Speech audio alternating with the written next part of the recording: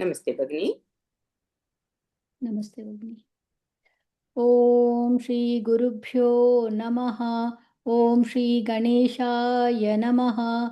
ओम श्री सरस्वत्यै नमः। ओम नमो भगवते वासुदेवाय। ओम श्री कृष्णाय परब्रह्मणे नमः।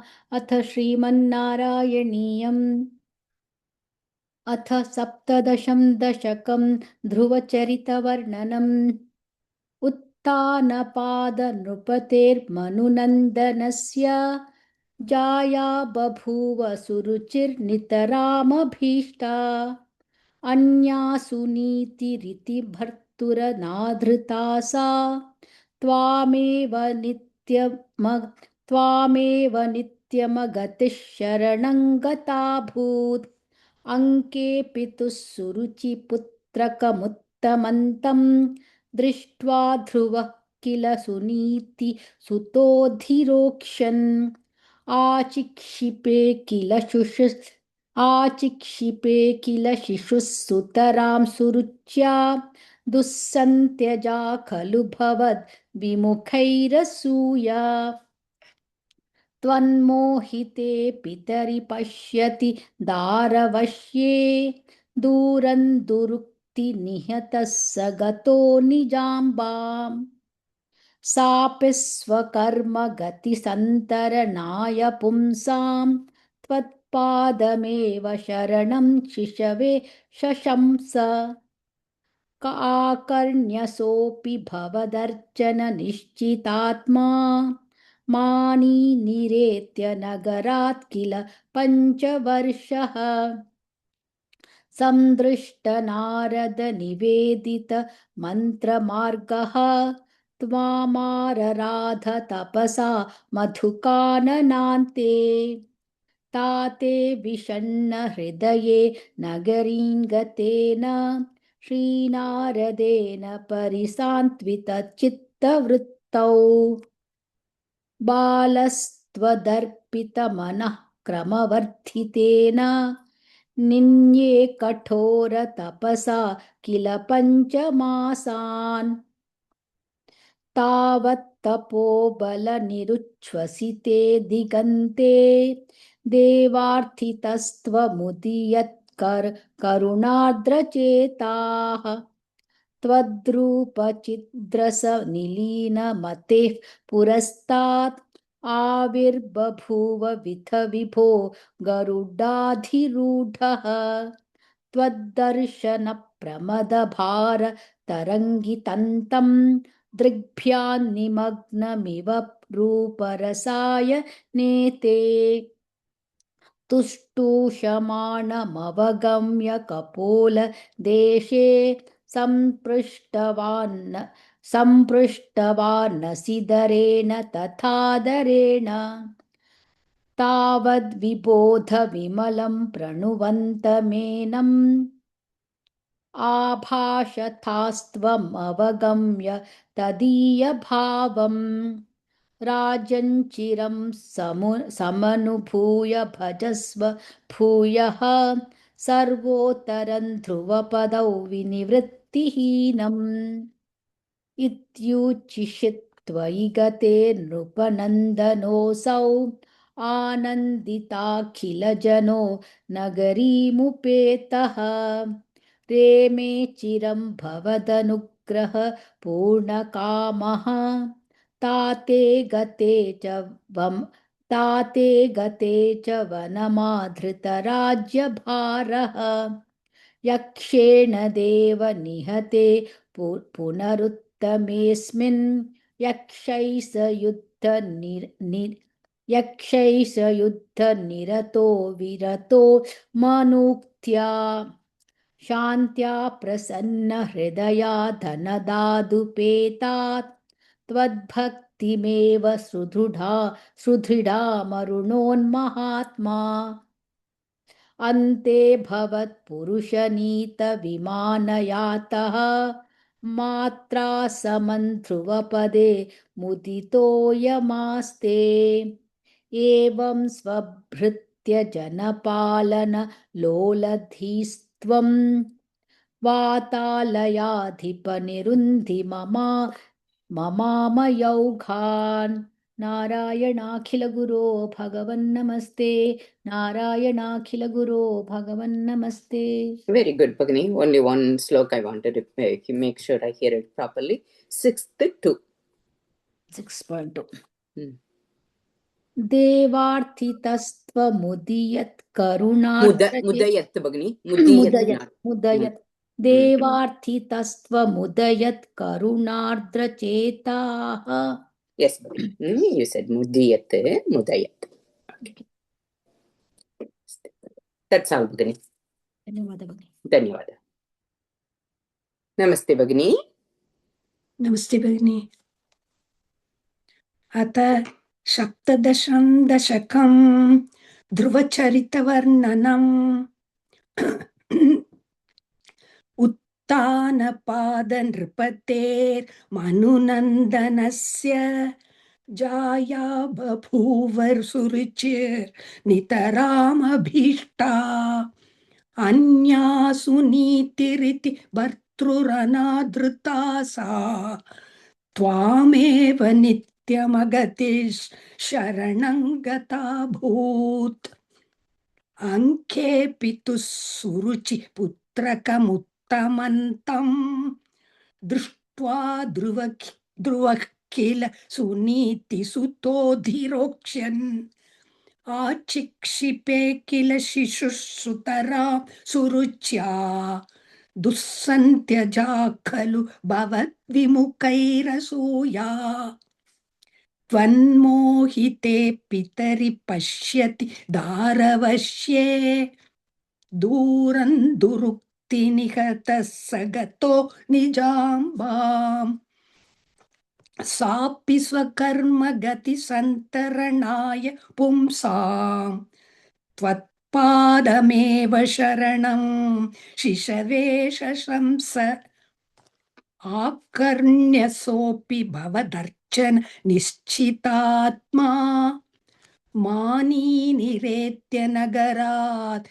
किल 5 वर्षः सन्दृष्टनारद निवेदित मन्त्रमार्गः त्वामारराध तपसा मधुकाननान्ते ताते विषण्ण हृदये नगरीङ्गतेन श्रीनारदेन परिसान्त्वितचित्तवृत्तौ बालस्त्वदर्पितमनाः क्रमवर्धितेन नित्ये कठोर तपसा किल 5 मासान् तावत् तपोबलनिरुच्छ्वसिते दिगन्ते देवार्तितस्त्वमुदयत् करुणार्द्रचेताः त्वद्रूपछिद्रसनिलीनमते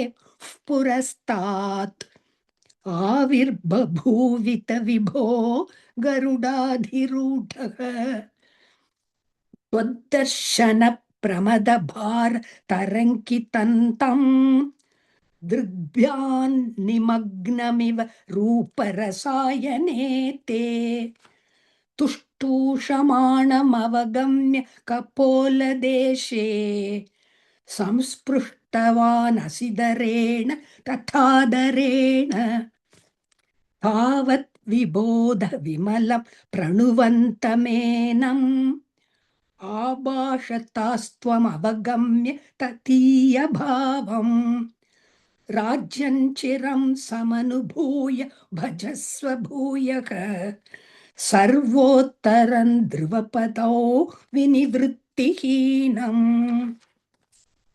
इत्यूचिषि त्वयि गते नृपनन्दनोऽसौ आनन्दिता किल जनो नगरीमुपेतः रेमे चिरं भवदनुग्रह पूर्णकामः ताते गते च वनमादृत राज्यभारः यक्षेण देव निहते पुनरुत्तमेऽस्मिन् यक्षैः स युद्धनिरतो विरतो मनुक्त्या शान्त्या प्रसन्नहृदयात् धनदादुपेत्तात् त्वद्भक्तिमेव सुदृढामवृणोन्महात्मा अन्ते भवत्पुरुषनीत विमानयातः मात्रा समन्ध्रुवपते मुदितोऽयमास्ते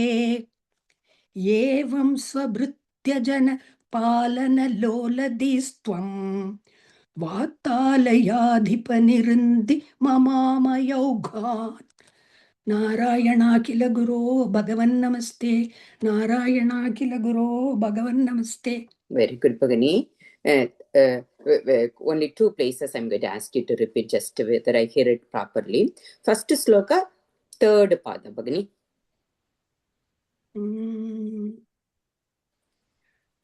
First sloka, 3rd. Anya sunītiriti bhartruranaadrudasa. Yes, Bhagini. I heard it. I thought I heard one extra ra. The 5th sloka, 4th pada. Ninye kathora tapasa kila panchamasan. Very good, Bhagini. Nityen sonamari. I heard it like last time, but you corrected that. You said it correctly. Very good, Bhagini. धन्यवाद भगिनी. Namaste. नमस्ते भगिनी. अथ 17 दशकं ध्रुवचरितवर्णनम् उत्तानपादनृपतेर्मनुनन्दनस्य जाया बभूव सुरुचिर्नितरामभीष्टा अन्या सुनीतिरिति भर्तुरनादृता सा त्वामेव नित्यमगतिः शरणं गताभूत् अङ्केऽपि तुः सुरुचिपुत्रकमुत्तमं तं दृष्ट्वा ध्रुवः किल सुनीतिसुतोऽधिरोक्ष्यन् आचिक्षिपे किल शिशुः सुतरां सुरुच्या दुःसन्त्यजा खलु भवद्विमुखैरसूया त्वन्मोहिते पितरि पश्यति दारवश्ये दूरं दुरिक्तिनिहतः सगतो निजाम्बाम् सापि स्वकर्मगतिसन्तरणाय पुंसां त्वत्पादमेव शरणं शिशवेशंसा आकर्ण्यसोऽपि भवदर्चननिश्चितात्मा मानी निरेत्य नगरात् किल 5 वर्षः सन्दृष्टनारदनिवेदितमन्त्रमार्गः त्वामारराध तपसा मधुकाननान्ते ताते विषण्ण हृदये नगरीं गतेन श्रीनारदेन परिसान्त्वितचित्तवृत्तौ बालस्त्वदर्पितमनः क्रमवर्धितेन निन्ये कठोरतपसा किल 5 मासान् तावत्तपोबलनिरुच्छ्वसिते दिगन्ते देवार्थितस्त्वमुदयत्करुणार्द्रचेताः त्वद्रूपचिद्रसलीनमतेः पुरस्तात् आविर्बभूविथ विभो गरुडाधिरूढः त्वद्दर्शनप्रमदभारतरङ्गितं दृग्भ्यान्निमग्नमिव रूपरसायनेते तुष्टूषमाणमवगम्य कपोलदेशे संस्पृष्टवानसिदरेण तथादरेण तावद्विबोधविमलं प्रणुवन्तमेन आभाषथास्त्वमवगम्य तदीयभावम् राज्यं चिरं समनुभूय भजस्व भूयः सर्वोत्तरं ध्रुवपदौ विनिवृत्तिहीनम् इत्योचिषित्त्वयि गते नृपनन्दनोऽसौ आनन्दिताखिलजनो नगरीमुपेतः रेमे चिरं भवदनुग्रहपूर्णकामः ताते गते च वनमादृतराज्य भारः यक्षेण देव निहते पुनरुत्तमेऽस्मिन् यक्षैः स युद्धनिरतो विरतो मनुक्त्या शान्त्यप्रसन्नहृदयाद्दनदादुपेतात् त्वद्भक्तिमेव सुदृढामवृणोन्महात्मा अन्ते भवत्पुरुषनीत विमानयातः मात्रा समन्ध्रुवपदे मुदितोऽयमास्ते एवं स्वभृत्य जनपालनलोलधीस्त्वं वातालयाधिपनिरुन्धि ममामयौघान् नारायणाखिल गुरो भगवन्नमस्ते नारायणाखिल गुरो भगवन्नमस्ते. Very good, Bhagini. Third, the 10th sloka, third pada. I just want to make sure I hear it properly. शान्त्या प्रसन्न हृदयाद्दनदादुपेतात्. Yeah, first time, Shantya, I didn't hear it properly with the Dirgha. Everything else is good, Bhagini. Dhanyavadam. I'll stop the recording.